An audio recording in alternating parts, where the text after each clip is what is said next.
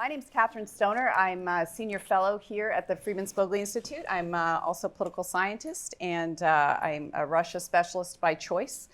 And it's my supreme pleasure to be on this panel to talk about how we start solving some of these issues and trying to establish international norms and agreements to prevent election interference. So kind of interesting, sort of a big topic, and certainly one that's very difficult to actually do in establishing these norms of transparency and what's legitimate engagement country to country. To my immediate right is Allison Burke, who's the executive director of the Stanford Cyber Initiative here at Stanford, which is gradually morphing into this center.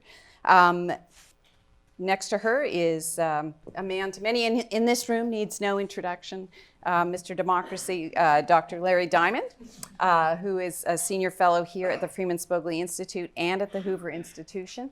And I will just do a quick plug for his book, Ill Winds, which is unfortunately Ill Winds about democracy in the world, which is coming out this week. And there's an event right here in this room at 4:30 tomorrow where he will talk about that book.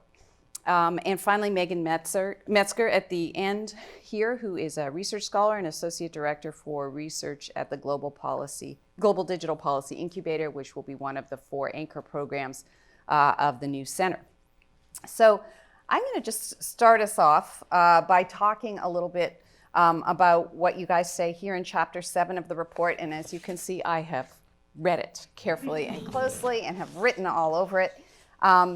And, you know, one of the reasons, Larry, I mentioned, you know, we used to teach a class together, and I used to introduce you, as you recall, as the Lord of Liberty, the Dean of Democracy, a fan of freedom.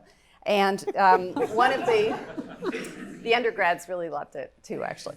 But, you know, one of the interesting things about this chapter is that you are drawing on your larger study about democracy being under attack everywhere, and that what happened in the 2016 elections and what has been done since in different areas and by different modes that Michael described this morning in the first panel, you know, is in some ways not new, but some of the modalities of interference are new. So can you talk a little bit more about this sort of broader ongoing challenge to democracies everywhere? And then how this fits in. I'll just kind of make that point as a launching pad for the issue you raised of legitimacy, because it's been lurking through much of the morning discussion. And, you know, I think I could just make 2 points to start that probably no one in this room would disagree with. One is that we've been in a period now for some number of years, I think it's over a decade, when democracy and freedom have been in a period of stagnation and I think now accelerating recession. And number 2, that this has really increasingly, deeply, manifestly, and you know, by the judgment of serious rating agencies like Freedom House in its annual report on freedom of the net, been affecting digital freedom. And not just digital freedom in authoritarian regimes, but increasingly in at least formal democracies that are moving in an increasingly illiberal direction. And therefore, this is part of the point that I think is not only in this chapter, but suffuses the whole report. We are in a profound normative struggle now in the world. And it takes place in many different sectors. My co-leader of GDPI, Eileen Donohoe, unfortunately, couldn't be here today. She's at a board meeting for Dartmouth, where she's on the board, was fighting this battle at the Human Rights Council as our ambassador, probably 7 or 8 years ago, and it's only getting worse now. And so let me just start or close these initial comments by linking to 2 points that were made earlier. One was the point that Nate made, that much of what Russia is doing is not illegal. okay? The point is, it's not just about legality, it's about international legitimacy. And we may not have enforceable laws at the international level about countries respecting the Universal Declaration of Human Rights, the International Covenant on Civil and Political Rights, and all the regional instruments we have and so on. But if we don't fight for the continuing universality and salience of the norms embedded in these documents, I think there's no way we can prevail in this battle. And this leads to the second point that I want to link to that Chris Painter made, which I strongly agree with. We've got to respond, okay? We need, and this is a very important perspective in the report as well, we need a more muscular and resolute approach. And it can't just be, oh, you know, you violated international norms. This is terrible. But the point is, if you're going to respond, you've got to have a case for the legitimacy of your response. And some of these responses may be, you know, to use the inescapable word, offensive, in order to generate a credible defense and deterrence. And so if you look at these international human rights instruments, they amount to a right of individuals to participate in their country in free, open, fair, and credible elections, and the right of a people to choose their leaders in such elections. And for a foreign state to sabotage that and interfere in that, even if they buy ads on Facebook that do not violate American laws, is a violation of higher international principles that we have to call out, that we have to denounce, and if necessary, that we have to respond to. Okay, so there's a lot there, and some of it is political will, so we'll need to come back to that as well. But it seems like there are different kinds of offensive responses. Obviously, there are technical responses, and maybe Alison or Megan want to comment on that, and then there are political responses. So what are the sort of reasonable technical responses to trolls or bots, or any thoughts on that? Yeah, so I think we need to see from social media companies more of a commitment to identifying these campaigns early, to sharing information between them so that people on Twitter can talk to people who work at Facebook, people who work at other social media companies, and share information about what types of campaigns are being orchestrated there. And that we also need to hold these platforms more accountable for identifying these campaigns early, being transparent about the ways in which they are identifying and tagging that content, and for clearly showing and perhaps helping to demote down the timeline or down the news feed when something is paid for by state-sponsored media, and when there are ads that are paid for that violate either our election advertising norms or, in fact, our election advertising laws, that they need to have a better method of tagging those and of showing people transparently how they're identifying them and how they're demoting them.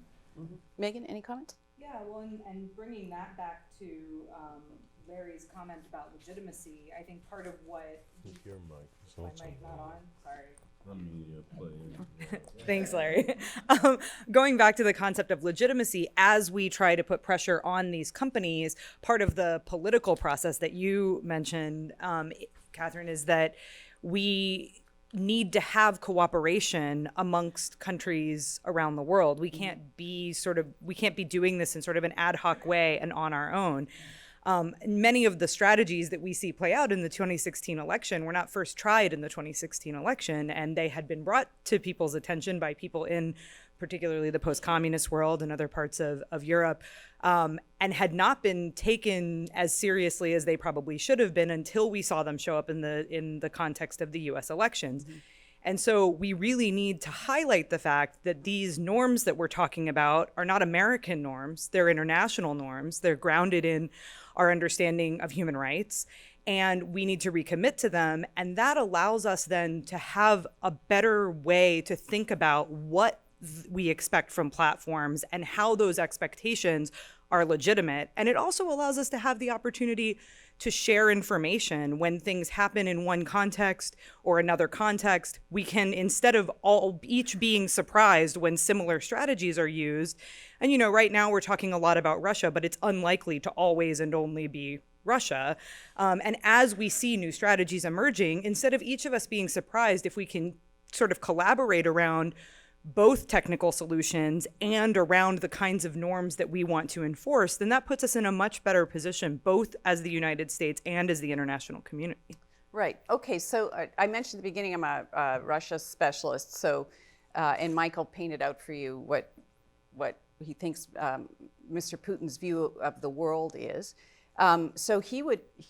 I wanted to play devil's advocate, or as we call him, Putin, for a moment. Although I'm just an inch or two taller than him, but anyway. That's actually true. He's very Strike pretty he's low. very short. Yeah, he's very short. Okay, so you're talking about democracies recommitting to international norms. What do you do about non-democracies who don't want to commit to these international norms, or who are going to say, yeah, we committed to that, but you guys don't live by them? You guys interfere with our elections all the time. You guys send over McFaul, who wrote a book on revolutions, after all, and we think he can't. You sent him over to incite a revolution in Russia. You send over the National Democratic Institute, the International Republican Institute. You have this thing called the National Endowment for Democracy. You're interfering in Ukraine. You interfered, as Mike went through it. You brought on the Arab Spring. You've made a mess of the Middle East. You interfere all the time in elections and in domestic politics of countries all over the world. And so to get us to stop doing what is, after all, you said, not illegal necessarily, is a breach of sovereignty. You want us to commit to something and give up some aspect of our sovereignty, and yet you do this all the time. So what do you say to folks like that? Well, we have a very, I think, considered response to that in our chapter, and actually our working group spent a considerable amount of time kind of reflecting on and trying to shape a response to this question. So first, let me say that as a non-lawyer, but a political scientist who studied the accumulation of international treaties and collective documents and the subtle wording embedded in them and their implications for some period of time, I think there has been emerging in international law, this is the point of a very famous article by Thomas Frank, if you add it all up, a right to democracy, actually under the electoral processes that guarantee people the right to choose their leaders in free, fair, and credible elections.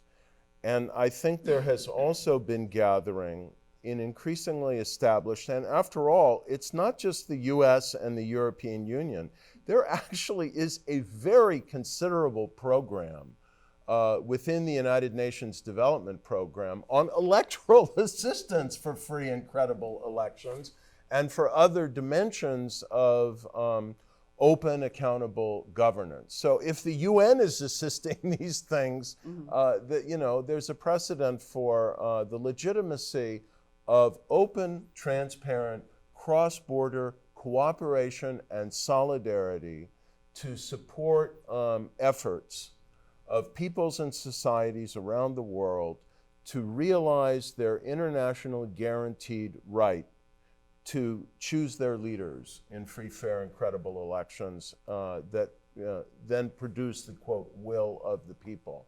And I think much of what we're engaged in now is a battle for framing. I mean, that's part of what norms is. And we can't allow the Kremlin, the Chinese Communist Party state, the Ayatollahs in Iran, the Crown Prince of Saudi Arabia, or those kinds of actors to frame what's at stake here. I think we have to collectively fight to do this. There were more than 100 countries in Warsaw in 2000 that met around and agreed to the Warsaw Declaration that has an elaborate framing in this regard and that affirms this principle.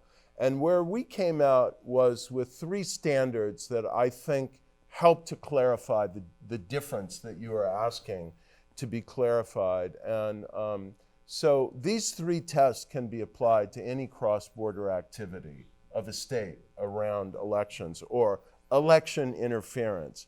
Number 1, democratic intent. Does cross-border engagement with electoral processes seek to enhance free, open, fair, and credible elections, or is the intent to subvert them? And I don't think it's that difficult to infer intent from the pattern of behavior. Second of all, crucially, transparency. Is the cross-border engagement clearly disclosed and reported, not only in terms of what's happening, but in terms of who's paying for it, organizing it, and doing it? And if you've got the Internet Research Agency in St. Petersburg trying to disguise what they're doing and masquerade themselves as some actor in Cincinnati or Dallas, that's not the same thing as what the family of NED organizations are doing.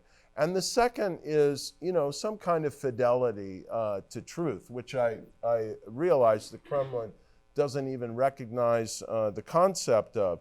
But does the activity reflect a commitment to trustworthy information and honest-minded discourse? Or is its purpose, to propagate false information and to deliberately mislead? I realize that's a huge spectrum, but I think reasonable and objective evaluators can draw distinctions here. Can I just add something to that briefly? Hopefully my microphone's working now. Turns out it helps to turn it on. So I would just add one other thing, which I think that I agree with Larry, but the other thing that I would add is that Larry mentioned that we're in sort of a battle around framing and also around norms and ethics, and we may always be in a point of tension. I think that that's likely, that we're always going to exist in that point of tension. And part of what I think is important that we're arguing in our paper is that the countries that are sort of together on one side of that tension need to band together and assert that position more strongly in an attempt to shift the balance of power.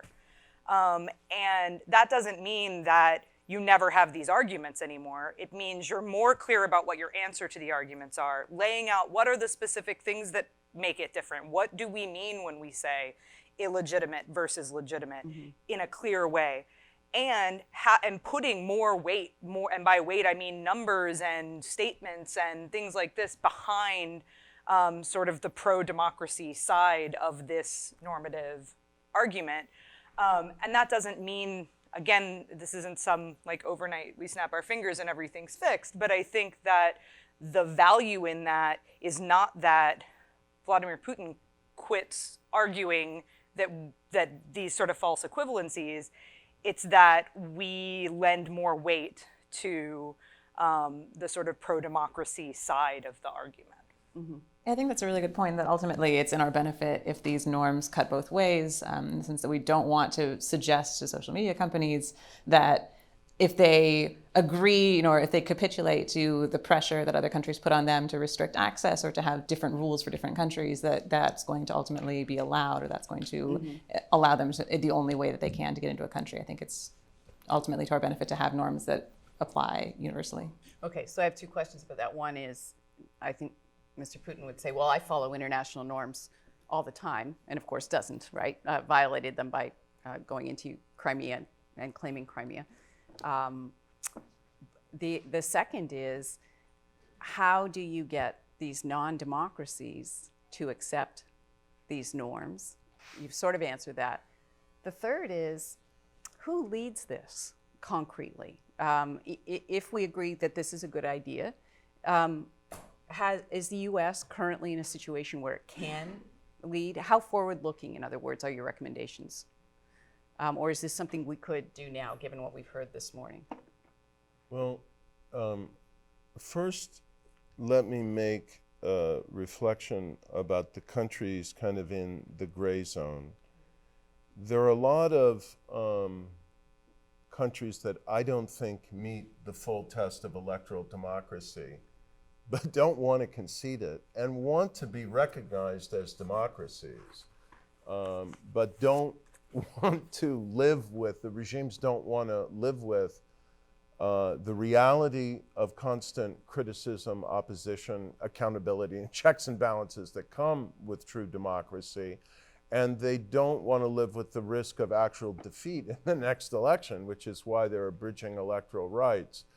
But, you know, if they really align themselves against international norms for assistance, for an affirmation of basic processes and institutions of free, open, and credible elections, they really risk pulling back the curtain on their authoritarian intent, and they don't want to do that. This is actually a great resource we have, and it's why so many, I'd say, competitive authoritarian regimes, you know, really work so hard to mask their tilting of the electoral landscape, and might actually not, do blatant things on election day. They try and tilt the playing field well in advance. And so there's this spectrum from liberal democracies, I think, which will largely embrace these norms, to illiberal democracies like increasingly India, where I'm worried about them, but still competitive elections is something they treasure. And indeed, the Indian electoral administration has been involved in rendering technical assistance in election administration to many other emerging democracies in the world. And I will even say, I think we could learn something from them in the United States. And then to the competitive authoritarian regimes. We're not going to convince the blatantly authoritarian regimes. I think we just have to accept that and meet them on the battlefield of ideas and the struggle for international legitimacy. And then we come back to Megan's point, which was another consensus point in our deliberations. We've got to hang together as democracies, and we've got to move together in the international normative battle and coordinate together. This is an extremely important point in the arenas where the rules are being written now for the future structure of the internet and for what will be considered as legitimate in the deeper details of internet governance that's moving forward in the next generation. And part of the problem is, if you talk to people, and there's actually one in this room, who have been in those forums and are watching as Russia, other authoritarian states, but particularly China, come to these forums well informed, well prepared, ready to argue the case, working their networks that they've established through the Belt and Road Initiative and so on of influence and kind of political alliance in international forums. And we're being outmaneuvered now. And we just need to up our game. Do you guys have any? Well, I won't, your first question, which is, I think we're in a hard moment around the who leads question. Yeah, I think we're in a hard moment right at the moment in the United States around leading on these issues because, at least as far as I can tell, there's not a lot of will in the sort of parts of our government right now that would be able to lead.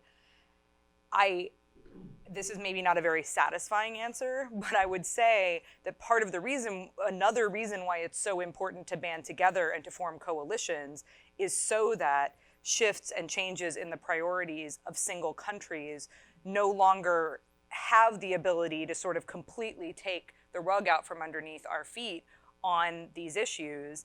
And if you have better, more formalized cooperative efforts, you're actually more insulated from changing priorities and things like that in individual states, and you can lead as a group. I think how we get there in this moment is a little bit challenging because it's not clear to me who the single country that is willing to lead at this moment is. But maybe the answer to that is that instead of trying to lead as a single country, we try to lead as a community of democracies. Yeah, I absolutely agree with that. I think we're facing some of the same issues that Western Europe is facing, and that it's to our benefit to work with them collaboratively on this. I think it's to Europe's benefit also, because if they are looking at the global internet company landscape, we have a lot of American companies, and we have a lot of Asian companies, and we have very few European companies that are either globally used social media platforms or that are leading the development of these new technologies. And so I think it's to their benefit to, align together as democracies. Yeah, it is. Often, though, people don't see that. Or they become collective action problems, right? And so look at climate change, for example, right? So are we allowed to turn? It's great because Allison is in charge of the time, and so This panel goes forever. right. Over to you, Allison. So should we now ask for a few questions? Yeah, Okay. I think we may have one functioning microphone circulating in the room. Yes. There it is in the back. Yes. And actually, why don't we have people introduce themselves as they, rather than just Mike, Steve, actually say your name and where you're from. Sure. My name is Borzu, and I'm a member of the community. Thank you for the presentation. I want to go back to Catherine's question and the attempt that Larry made in addressing it. Larry, you've spent a career in this space focused on democracy, and you just outlined a number of rules of the game, rules which are consistently violated and ignored and dismissed when it is in the interest of the US to do so. It has a number of allies which are representative of non-democratic authoritarian regimes that completely violate the ideal and the norms that you would like the US to use as a set of measures based on which it conducts its foreign policy. You also then relied on UN norms, an institution which the US continually dismisses it in its potency and credibility, and it is the one that actually ignores its resolutions. It will stand in the way of advancing the norms that you have advocated when resolutions come up by its veto power. So, question. And the question is that I don't think you answered Catherine's question. Well, I think I did, but the problem is that we're carrying a lot of baggage. That's the thrust of your question, and it always comes up, and it provides some foundation, but I think it's possible to push back against it. It provides some foundation for what Mike McFaul had to deal with for, 5.5 years in the Obama administration, and 2+ in Moscow, the Kremlin's relentless whataboutism. You say, don't intervene in our elections, and you overthrew or tolerated and conspired in the overthrow of the Allende government in Chile in 1973, and Mossadegh in Iran, and et cetera, et cetera. And of course, there's much more one could cite. I think there are a number of responses that could be made to your question. And I think we don't have the time. I'll be happy to engage you over lunch. We don't have the time to morph this panel or this day into a broader critique of American foreign policy over the last 50 years. But I think there has been a very substantial change in the way America engages in the world for the goal of affecting political development in other countries in the world, or the course of politics in other countries in the world. I did not support the American invasion of Iraq in 2003. I think it was a mistake, and a part of the reason why is that it polluted the whole concept of democracy promotion. But the overwhelming bulk of the way we engage is through the transparent, open, peaceful, and cooperative means that represent the instruments that Catherine referred to, and that are, I think, well supported and legitimated in international law and even within international organizations, and that many other democracies around the world do. Another implication of your question, I think, is obvious. If we had an administration that respected international norms more, and that showed more, first of all, respect for our democratic allies. Let's start with that. And then respect for and willingness to engage, not naively, not with blinders, with a kind of sobered recognition of the limits, but a willingness to engage the UN system rather than having a national security advisor who has written proudly that the UN would probably be better off if you could lop off the top 10 floors of the UN headquarters in New York. We would be on stronger grounds to make the international case we are trying to appeal for here in terms of norms. Yep, in the back of the room. Thank you. I'm the first year master's student at the MIP program. So I have a question about the means of forming the international norms of law. In order to form the international norms and law, it's important for each state to be clear about what is acceptable and unacceptable. And they can be done through, for example, a UNGGE or bilateral agreement or something like that. But also it's kind of difficult because of the reason that you talked about. There is a dilemma of the reciprocity and all that kind of thing. So there is one way that each state can resort to domestic, for example, indictment to stay this is unacceptable from our point of view, because each state have more discretion when it comes to domestic law to set their boundary. So what do you, and it also makes sense that in order to form the international law or norm, state practices are important. So the resorting to domestic law, it could be a one way, but there is also escalatory risk factor. So what could be your take on using domestic domestic means in order to form international norms? Yeah, I mean, I think that is one component of the process, and I think you have to think about this as being sort of multifaceted, which you kind of hint at in your question, right? Which is there's norms which don't have to be laws, and I think that part of our argument in this paper is that first we need to agree on what we think the norms are. Then I think we want a process that tries to embody those norms to the extent that they aren't already embedded either in national law or in international human rights law. We want to embed them in laws, and I think that is a reciprocal process between domestic and international lawmaking. And I think that countries that agree should begin the process, particularly, I mean, some of these are easier to embed in law than others, right? So commitments around disinformation and things like that may be easier to embed in laws than some of the broader suggestions in the paper. But I think you're exactly right that the entree can also be through domestic laws, and especially if you start to sort of see coordination around similar laws. And one thing that we're seeing in other areas of technology is that as laws get created around technology, countries begin to there's a path dependence to these policies, right? Countries begin to copy the policies of other states. And so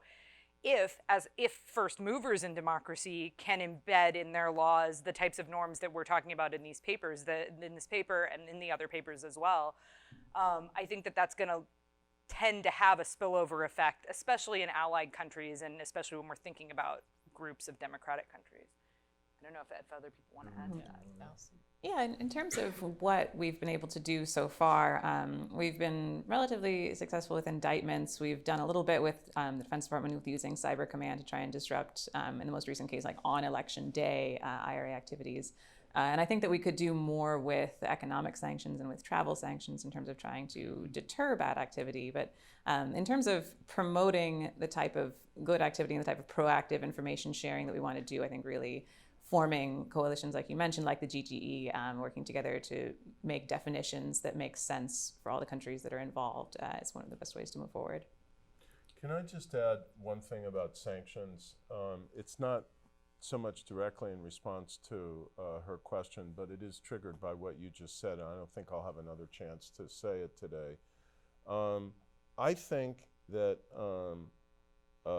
authoritarian state efforts used by the variety of digital means we document in this report and try and detail as conceptual categories in our chapter to subvert the process of democratic elections is a violation of human rights under international norms. And I think we and other democracies should use the Global Magnitsky Act to impose targeted sanctions on individuals who are doing these things. Now, I believe the United States has already done so, right, in response to some of the Russian activity in the 2015-2016 period. But look, you know, we've been talking so far all about Russia.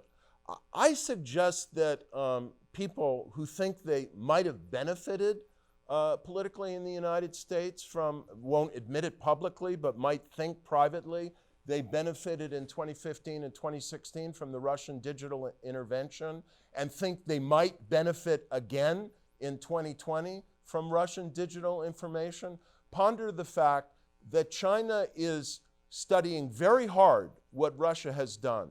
China has done this in the Taiwan local government elections in November of last year. China is preparing to do this, the People's Republic of China, in the January 2020 presidential elections in Taiwan. Are they going to stop there? And might they have exactly the opposite partisan intent of what Vladimir Putin will probably seek to do in 2020? So I think we might actually be able to mobilize a broader consensus behind a much more robust approach on sanctions. And I think the United States of America and other democracies should make it clear to, in the end, these are not just states. People are doing these things, individuals who occupy either formal state positions or the murky organizations like the IRA in St. Petersburg. I think we've got to make it clear we're going to go after people and make their lives very hard on the international scene. Okay. Can I add a really quick comment? And I have no idea when I'm supposed to end this session now, so 12 minutes. 12:15? 12:15, yeah. I mean, we're just going to lunch after this, so we can start lunch Oh. early if there are no more questions. Okay, okay. I see a lot, and I saw one on this side of the room, which is new for us. Megan's, Can I just yeah. very And quickly, Megan, though, yep, go add ahead, to what the only thing that I'll sort of say is that when we think about how we're going to build coalitions, and this kind of goes back to your question, although not the technical question about laws, when we think about how we're going to build coalitions, I think that sometimes we focus so much on what happened in the 2016 election in the United States, and that can sometimes, and that's not to say that what happened wasn't serious, because I think it was serious, but we become so focused on whether such and such behavior changed the outcome of this one particular election that can sometimes distract us from the larger question, which is, do you care whether it changed the outcome? Is the behavior itself not sufficiently problematic? And if you think the behavior itself is sufficiently problematic, which I do, then Larry's point that behavior can come from all sorts of corners should mean that this is something where we can easily build cross-partisan, international, cross-regional coalitions, because everybody should be concerned that this behavior is going to be used in ways that hurt them, and therefore the behavior itself should be sort of the problem. So one thing I want to point out, just within Russia itself, the prevailing opinion is that this did not happen. Yeah. Which is a very difficult thing to overcome, because it's also been, that has also been conveyed into various parts of Eastern Europe and even into Western Europe, I would say. So that's important to remember too, right? There's a whole disagreement as to whether or not Is there a way to get them our report? Sure. They probably have it. Yep. Probably had it before 12:01 a.m. this morning as well. Yes, over here. Yep. And can you just say who you are? And Yes, so I'm Martin Rauchbar, I'm the Austrian consul in San Francisco. And I was wondering if you have followed the activities of the Freedom Online Coalition, which is a group of like-minded democracies. The US is one of them, my country is one of them, that is trying to enforce human rights in the digital age. And I've had the chance to represent Austria in one of those discussions at the RightsCon conference in Toronto, and one of the discussions was about exactly creating new international norms. And the problem with that, and I'm not sure if you are arguing in favor of it, is that it will be very hard to agree on that internationally, on new norms, legally binding ones, and we already have them, which are the human rights. And so maybe it's the better approach to just simply fight for the implementation of human rights in all forums and get out of this kind of defensive situation that the like-minded democracies are in many international forums. And rather than look only at the problem isolated of foreign intervention in our own processes, which is a huge problem, but we probably would have, and it has been mentioned in some of the previous discussions, we would have those problems and those polarizations even without the foreign interventions anyway, and largely focus on our values and on implementing human rights, and not forget those people in the non-democracies, in those countries that do not believe in human rights, that we have allies there as well, and that there are people counting on us, and that they need our support as well. Any comments on that? Just to say, I mean, I think that that's right. I think that what we express here is, I think that you're right that what we need to focus on is re-emphasizing the norms that we already have, but maybe what I think some of what is going on in this chapter of this paper, and certainly what I think is really necessary, is to translate those norms into the specifics of the new challenges that we're facing in the digital age. It doesn't mean that the underlying norms, and in fact rights, and in many cases legal obligations, have changed, but it does mean that we need to say, okay, here's this new context in which we've never explicated what does this mean, and we need to make explicit what it means and how we defend it effectively in sort of a new context and a new environment. Okay. Another question? Sig, up here at the front, and then we'll go over here. Sig Hecker from Seaside. Larry, I want to follow up on the sanctions issue, because I've become quite skeptical about the utility of sanctions. National sanctions or targeted sanctions on individuals? I'll let you figure out which ones might be appropriate. So one issue on sanctions, I have two questions. One issue on sanctions, what if the immediate tactics of doing the sanctions would actually go counter to your strategic interests? So for example, you just mentioned one of the most important strategic interests that the United States has, and that is China, and the future of China, and particularly Communist Party. So, for example, as you know, I work on North Korea. So the idea on North Korea is you go ahead and you tighten the sanctions on North Korea. But what if those sanctions drive North Korea into the hands of China instead of relieving sanctions, driving them into the hands of South Korea?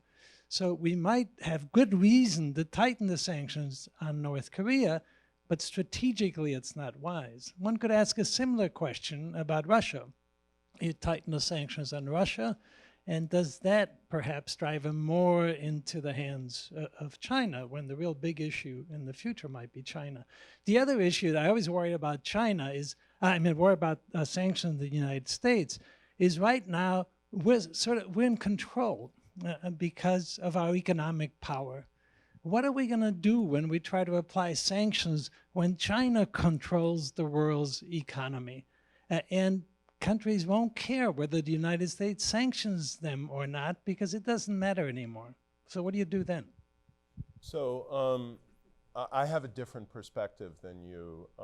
I think that anytime you're going to, as a country, as a government, set out on a course of action, you have to have a cost-benefit analysis of what are you going to gain from the course of action and what are you going to risk losing.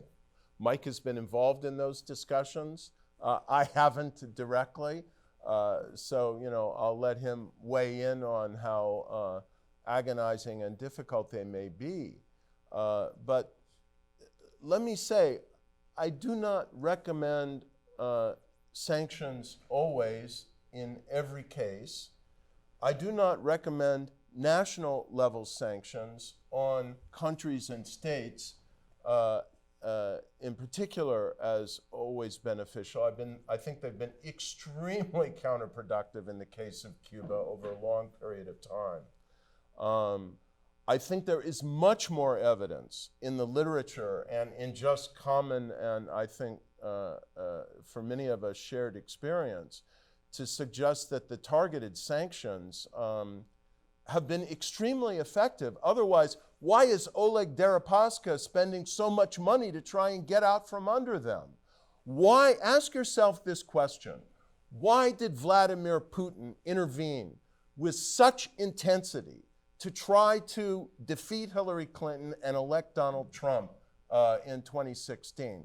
It seems to me it wasn't only because he was pissed off about what Hillary, he thinks, and Mike McFaul did to him in the protests surrounding his election and his legitimacy.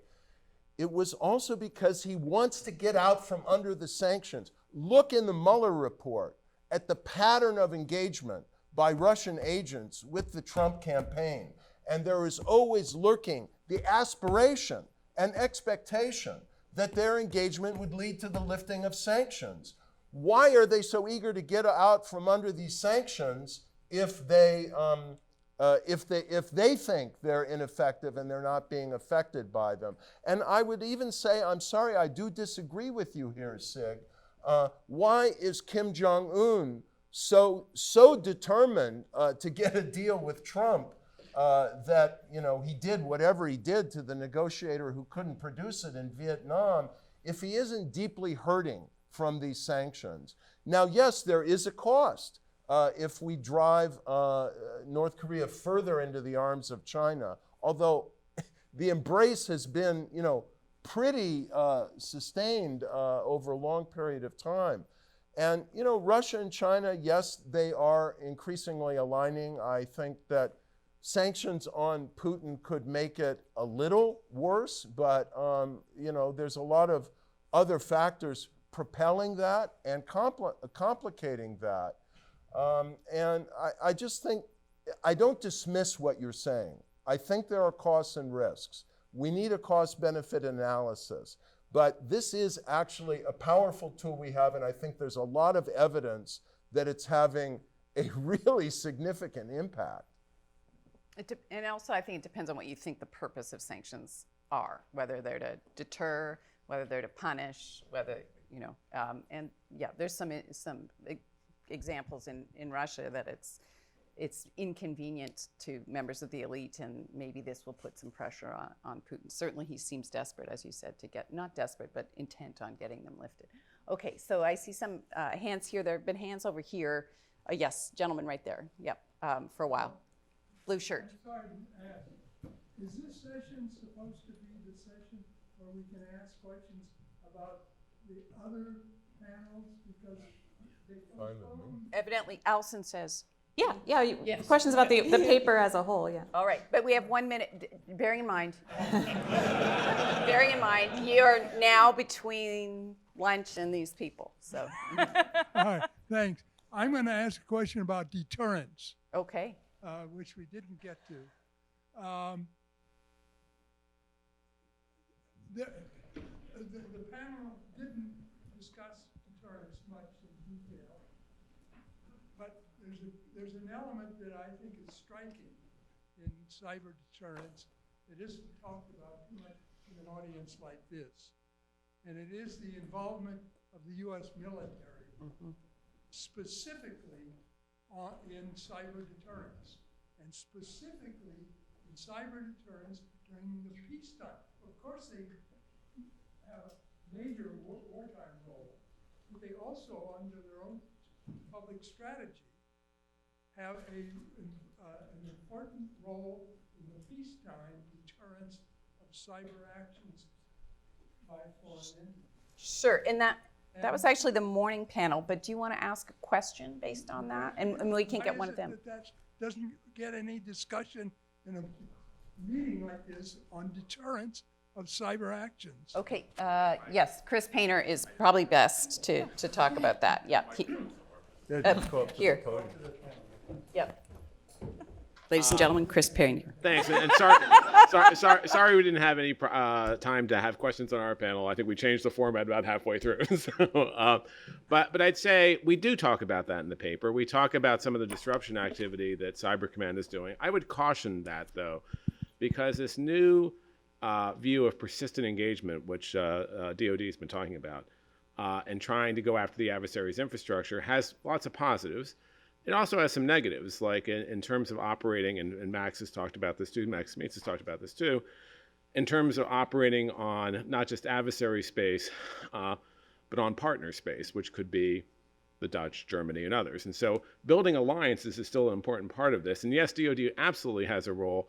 And one of the things when we talk in the deterrence chapter, we say it's a range of actions. Targeted sanctions are part of them. Other actions, law enforcement actions are part of them.